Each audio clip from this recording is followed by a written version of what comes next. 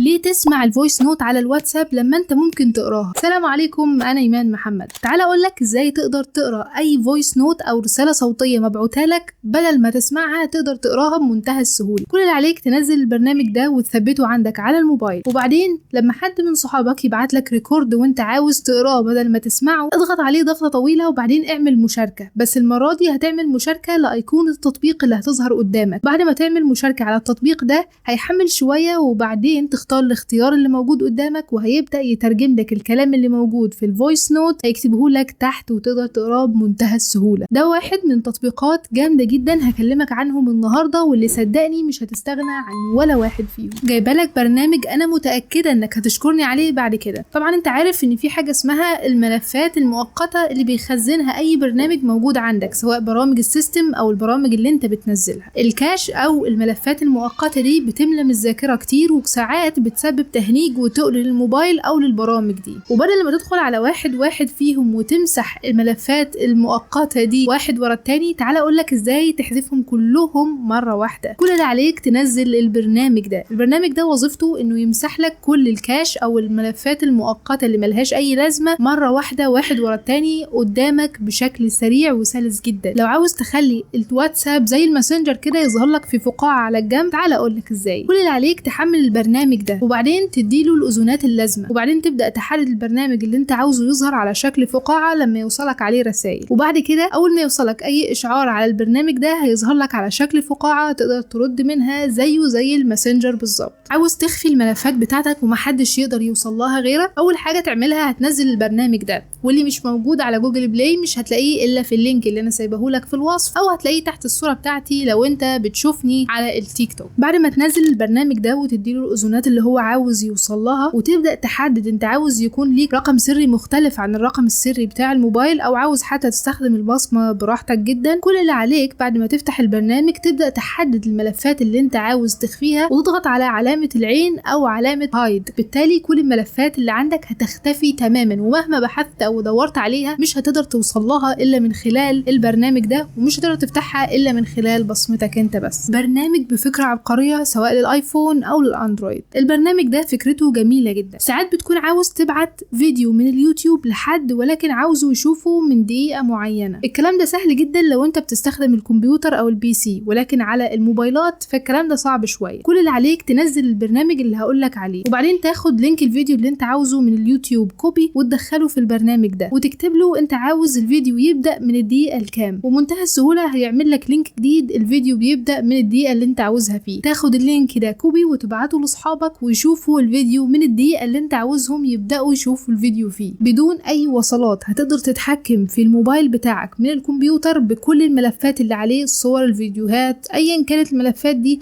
هتقدر توصل لها من خلال الكمبيوتر عن طريق البرنامج ده، وتديله الاذونات اللازمة، وبعدين تنزل الاضافة بتاعته على الكمبيوتر بتاعك وتبدأ تربط ما بينهم. بالتالي هتقدر توصل لاي صورة انت عاوزها او ملف انت عاوزه من موبايلك بمنتهى السهولة من خلال الكمبيوتر بتاعك. الحكاية دي مهمة جدا لناس كتير، واحد من افضل البرامج اللي بيساعدك تبعت اي ملفات من الايفون للاندرويد او العكس، او حتى للكمبيوتر بتاعك. البرنامج ده ممتاز جدا ومجاني، وحجمه 9 ميجا بايت فقط لا غير. بس الاهم من كده ان هو جاي بدون اعلانات مزعجة او قليلة الادب واللي هتزهقك، وانا عارفة ده كويس. والاهم انك تقدر تحمله من اول تعليق او من تحت الصورة بتاعتي في البروفايل بتاعي لو انت بتتابعني على تيك توك. فاكر الفيديو ده؟ طب عاوز تعمل فيديو زيه يصور لك حياتك وانت بتكبر كده يوم بعد يوم؟ تعال اقولك ازاي. والنهارده جايبالك برنامج جامد جدا بيخليك وبيفكرك تاخد صورة تقريبا كل يوم او كل اسبوع على حسب ما انت عاوز، بحيث يتبع وشك وسط الصور، ويقدر يعمل لك فيديو متكامل فيه تتبع لوشك والحسب الايام والسنين وهي بتمر عليك، وانت تشوف نفسك وانت بتتقدم في العمر. البرنامج ده بيقدر يعمل لك اشكال جامده جدا، سواء للساعه او للأولويز اون ديسبلاي، او لما تشغل مزيكا واغاني يبدا يعمل لك حركات لطيفه جدا على الشاشه بتاعتك. برنامج مجاني وموجود على جوجل بلاي، وتقدر تنزله من خلال اللينك اللي موجود في اول تعليق او في البروفايل بتاعي تحت الصوره لو انت بتشوفني على التيك توك. بس ما تنساش تعمل متابعة عشان يوصلك كل جديد